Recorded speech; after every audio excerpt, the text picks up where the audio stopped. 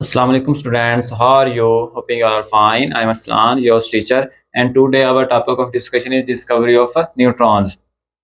Discovery of electron and proton जो है वो हम पढ़ चुके हैं। उसके अलावा डिस्कवरी ऑफ न्यूक्लियस भी हमने पढ़ लिया है। तो सब एटॉमिक पार्टिकल्स में से सबसे आखिर पर न्यूट्रॉन जो हैं वो हमारे पास डिस्कवर हुए थे। उसकी वजह ये थी कि जो इलेक्ट्रॉन और प्रोटॉन थे उन पर कुछ चार्ज मौजूद था, जिनकी वजह से उनको डिटेक्ट करना आसान था। जबकि न्यूट्रॉन जो होते हैं वो न्यूट्रल होते हैं, इसलिए इनको डिटेक्ट करना इतना आसान नहीं था। इस वजह से इनकी डिस्कवरी जो है वो सबसे आखिर पर हुई। तो किस तरह इनको डिस्कवर किया गया? तो कुछ साइंटिस्ट ने एक एक्सपेरिमेंट किया, जिन्होंने एक बैलेंस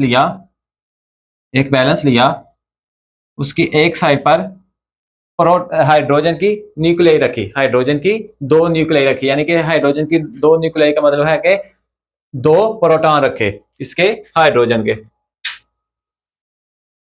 की दो न्यूक्लियाई एक साइड पर रखी, और एक साइड पर हीलियम जिसके अंदर दो प्रोटॉन मौजूद होते हैं उसकी न्यूक्लियाई रखी। हीलियम इसके अंदर दो जो प्रोटॉन होते हैं वो मौजूद होते हैं, तो एक साइड पर हीलियम की एक न्यूक्लियाई रखी और एक साइड पर हाइड्रोजन की दो न्यूक्लियाई रखी। इसके अंदर भी दो प्रोटॉन है, इसके अंदर भी दो प्रोटॉन है, लेकिन जब इनको बैलेंस किया गया, इनका वजन किया गया, तो ये देखा गया कि जो हीलियम था वो हाइड्रोजन के दो प्रोटॉन की निस्बत हीलियम का जो न्यूक्लियस था वो ज्यादा भारी था। तो उन्होंने सोचा कि जरूर हीलियम के न्यूक्लियस में या हीलियम के न्यूक्लियाई में कोई चीज ऐसी मौजूद है जो कि इसके वजन को, इसके वेट को बढ़ा रही है। तो इसी असना में हमारे पास सर जेम्स चैडविक आए, जिन्होंने 1933 में एक एक्सपेरिमेंट किया। उन्होंने अल्फा पार्टिकल्स की बेरिलियम पर बम्बार्डमेंट कराई। तो उन्होंने देखा कि कुछ न्यूट्रल जो पार्टिकल्स हैं वो उसमें से निकले, कुछ न्यूट्रल पार्टिकल जो है, ये कुछ न्यूट्रल पार्टिकल्स जो बेरिलियम से एक्सपेल आउट हुए in the result of bombardment of alpha particles on beryllium.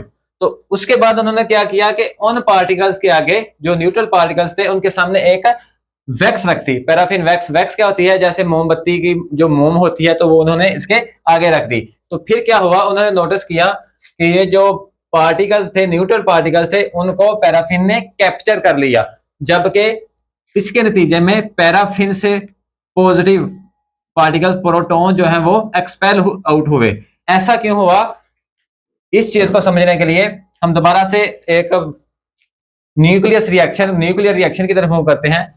तो हीलियम जो कि हमारे पास अल्फा पार्टिकल्स थे, उनकी बम्बार्डमेंट जब बेरिलियम पर कराई गई, तो हुआ क्या कि उनका जो न्यूक्लियर रिएक्शन हुआ उसके नतीजे में हमारे पास एक कार्बन का एटम बन गया, और एक हमारे पास इधर न्यूट्रल पार्टिकल, जिसको हमने बाद में न्यूट्रॉन का नाम दिया, वो हमारे पास आया, और उसके साथ कुछ एनर्जी जो है वो रिलीज हुई।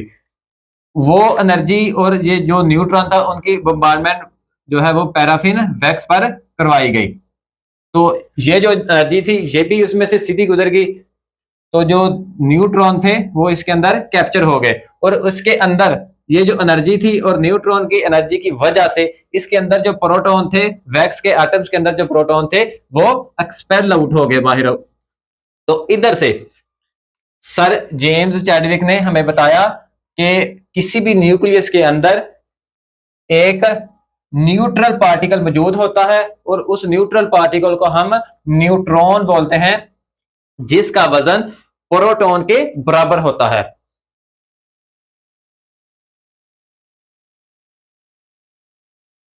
There is a neutral particle in a nucleus of an atom whose mass is very much same or equal to proton, जिसका जो वजन है वो प्रोटॉन के बराबर होता है। तो इन एक्सपेरिमेंट्स की मदद से हमारे पास जो है न्यूट्रॉन जो है वो डिस्कवर हुआ। तो ये था आज का हमारा शॉर्ट सा लेक्चर। उम्मीद है कि आपको आज का लेक्चर जो है वो समझ में आया होगा।